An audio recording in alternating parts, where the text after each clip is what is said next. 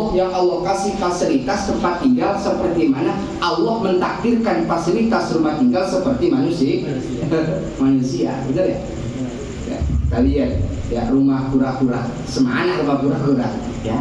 Itu kita lihat rumah apa namanya? Ya, rumah kucing. Ya. Kita lihat rumah ayam. Ya. Sebagus-bagusnya apartemen ayam, ya, dari bambu. Ya, itu ayam. Tapi manusia beda. Allah takdirkan memang ya, khairul buyut ya buyutul insan. Paling bagus-bagusnya ya tempat tinggal adalah yaitu tempat tinggalnya ya manusia. Nah makanya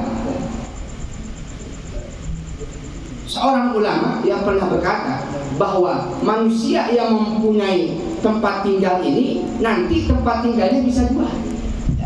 Yang nomor pertama khairu zahirin ya wasyarru batini ya naudzubillah nih.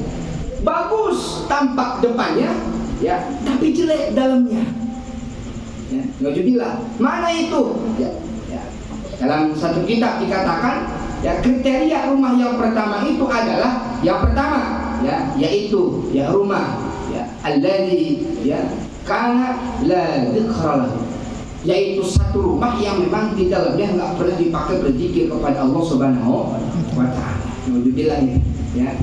Maka kita kalau punya rumah memang kudu apa namanya ya, kudu sering-sering ya kita pakai ya, untuk berzikir kepada Allah Subhanahu wa Ta'ala. Ya, maka kalau dalam kitab Tanjul Mopilin ini dalam setiap kita bikin rumah ternyata Allah kirim malaikat hafazah namanya. Malaikat yang menjaga akan apa? Akan rumah kita. Malaikat hafazah yang Allah kirim kepada rumah kita akan senantiasa memintakan ampun dan memintakan rahmat kepada kita di mana-mana rumah tersebut. Yang pertama, ya ahluhu min ahli dzikri. Ya penduduknya atau daripada isinya itu rumah selalu berzikir kepada Allah Subhanahu wa Ta'ala.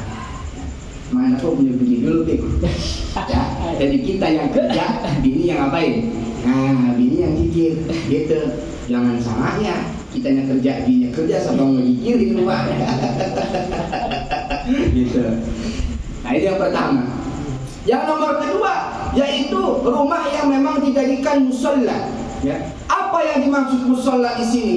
Ya, yang dimaksud musola di sini adalah yaitu rumah yang memang di dalamnya ya dipakai buat sholat ya, bukan sholat fardu namanya ya. Kita sholat fardu memang wajib mana ya di musola secara berjamaah dipakai sholat sunnah oleh kita ya. Usjudu ya berusakum indal ghaib, sujudkan ya katanya, sujudkan apa namanya ya tidak kalian pada sujud kepada Allah Subhanahu wa Ta'ala yaitu ya di rumah-rumah kalian. Artinya rumah ini harus kita jadikan media ya untuk dekat kita kepada Allah Subhanahu wa Ta'ala ya. Maka ada kan dalam fikih sunnahnya, sunnah dalam fikih kalau kita rumah kita dekat dari musola ya, setiap kita ingin melaksanakan ba'diyah ya sholat itu sunnah di mana? Kan di rumah ya.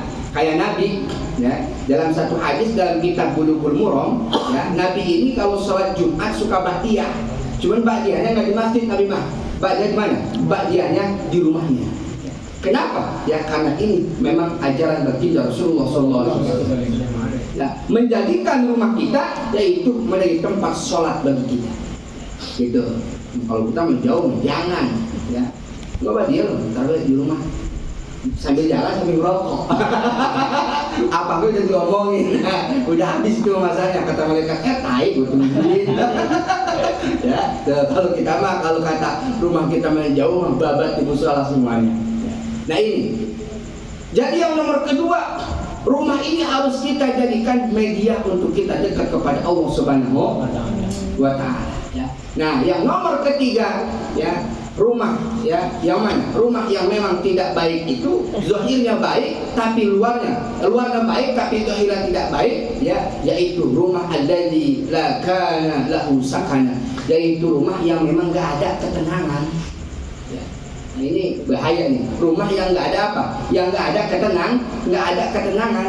Apa yang dimaksud ketenangan di sana? ketenangan di sana adalah al-insan alladzi kana qulubuhum ya bitaqwallah, yaitu seorang manusia yang memang hatinya selalu takwa kepada Allah Subhanahu wa taala. Alhamdulillah ya, kita mah dikasih rumah tinggal, dikasih iman, dikasih apa? Dikasih ilmu ya, maka kita harus bisa mendirikan rumah kita yaitu sebagai khairul buyut ya, yaitu paling baik-baiknya rumah. Nah, maka kebalikan daripada itu yang nomor kedua yaitu khairu zahir wa khairu batin ya, rumah yang luarnya cakep ya, dalamnya juga cakep, bukan cakep bangunannya, bukan ya.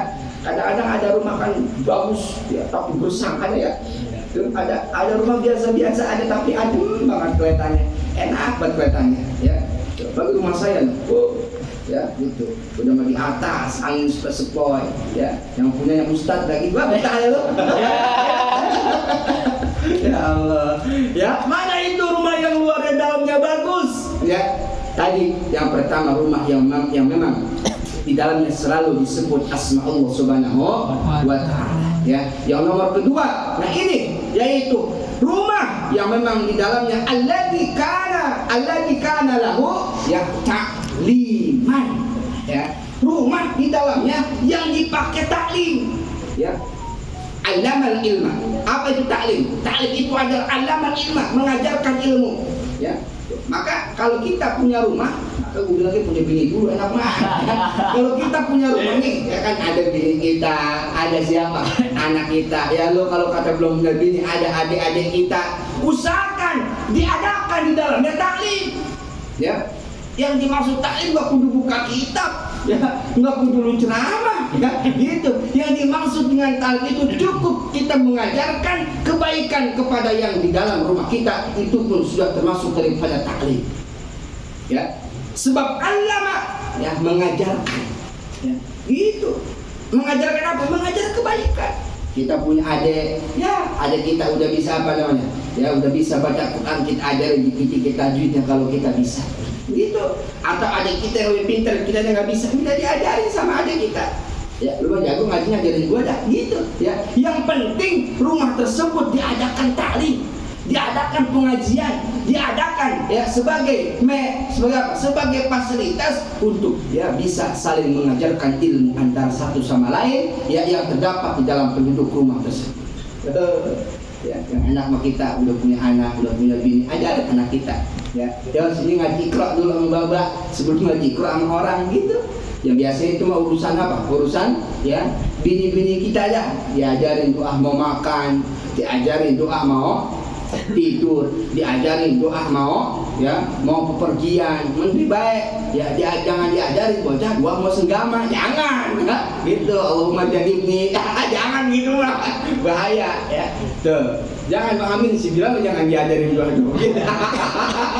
Ya doa mau makan ya. Nah itu kenapa demikian? Agar tercipta di dalamnya taklim ya. Sebab kriteria rumah yang nomor kedua yang bagus itu adalah rumah yang di dalamnya terdapat taklim.